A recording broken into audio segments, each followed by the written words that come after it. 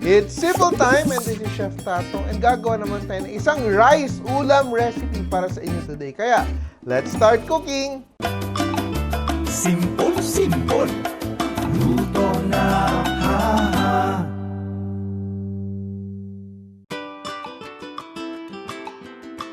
So today we're cooking a rice dish called Jambalaya. So ito siya is a mix of influences from Europe and of course Africa where a lot of the spices come from. And today we are using a very special kind of rice.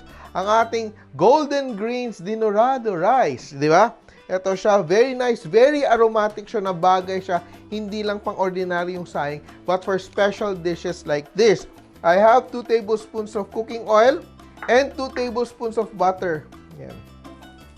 So, yung gagawin natin dito, we start off by sauteing our aromatics. So, what do we have here? We have our onions and garlic. I start off with my garlic. And I will also saute my onions. Yan. And my celery. Yan. Celery. Diced celery. And I will also saute my tomatoes. Kamatis, no? If you don't want to use fresh tomatoes, you can also use tomato sauce. I will just season with salt, no? Just a pinch of salt. So yung jambalaya is very related to the paella. It's very similar in the sense na it's a pot of rice cooked with maraming sahog, no? Nagpapalasa sa kanya. And usually yung paella, yung pangkulay sa kanya is saffron. And tomatoes has become the default ingredient pag wala kang saffron to be able to achieve a nice color for our jambalaya. Yan. So, ito meron ako ditong chicken breast which I'm cutting, no? So, ito siya. Of course, I will just add my chicken here. And meron akong sausage dito. You can use any sausage you want. And very simple, very classic. Just put everything together. And just slice it up. Sausage. And to give it a nice color, I'm going to add paprika powder. Yan. And a little bit of cayenne, no? Konting spice. You can use hot sauce, of course, if you want. Thyme and dried basil. So, you can also use like Cajun seasoning. So, kung may ready-made ka na, ready-mix sa mga Cajun spices, you can use that. And let's toss that. And I will also add, no, very classic to the flavors of this jambalaya are the peppers. So, we're using green bell peppers and red bell peppers. Yan. Lutuin lang natin yung ating chicken. Before we add our golden grace Dinurado, and the Dinurado is really known for its, you know, very nice aroma. Sobrang bango nito, di ba? Kahit on its own, masarap siya. And we will just add that into our aromatics, chicken and sausage. Yan. So this is 2.5 cups of our rice. We're just sauteing our rice a little bit. Yan. And of course, ang kagandahan nitong golden grains natin na bigas is locally produced, so galing sa Isabela, galing sa Nueva Ecija, and of course, Mindoro. So, we should help our local farmers, and we will add our chicken stock. You can use water, but mas masarap pag chicken stock yung gamit mo. So, ano yung chicken stock? It's just water na pinagkuluan ng chicken. Na? And, just let it simmer.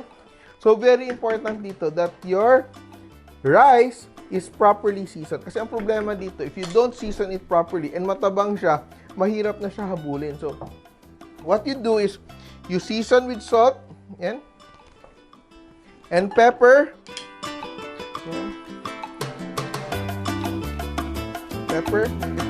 peppery, yan. You have to taste it, no?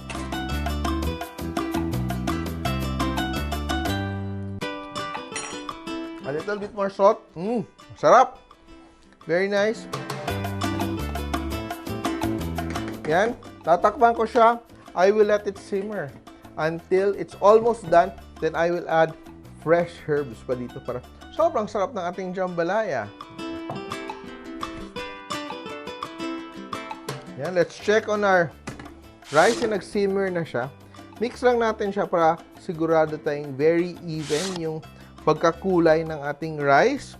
You can make your own version of this recipe. You can make a seafood jambalaya, a vegetarian jambalaya with mushrooms and all that. Or even a green jambalaya. Huwag nyo lagyan ng tomato sauce, lalagyan mo ng pesto. Di ba maganda din yan? And if you decide to make a version of this recipe, pwede kayong manalo. May mechanics tayo dito sa post natin. Have a chance to win sacks of golden grains, di ba? Dinurado. Nandito lang tayo. Hanapin mo lang yung mechanics natin. And 3 winners will be chosen, di ba? So, yung rice natin is available sa Lazada and Shopee. And of course, nasa mga supermarkets din natin. We just leave the pot on, let it simmer. Pahinaan na natin ating apoy para mag-in-in. Ano ba yung in-in? Slow simmer until the rice is cooked through.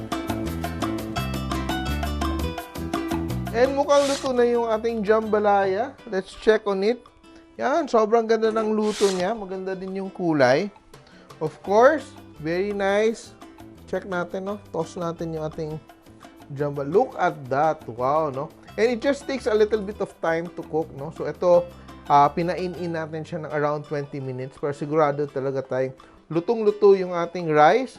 And let's plate our jambalaya. Of course, ating rice from Golden Grains.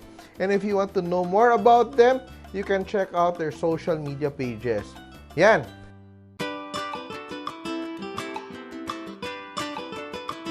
And look at that. Kaya nyo, basta kaya nyo mag-isa, kaya nyo magsaing, kaya mo mag-jambalaya. So here it is, our version of a very classic jambalaya.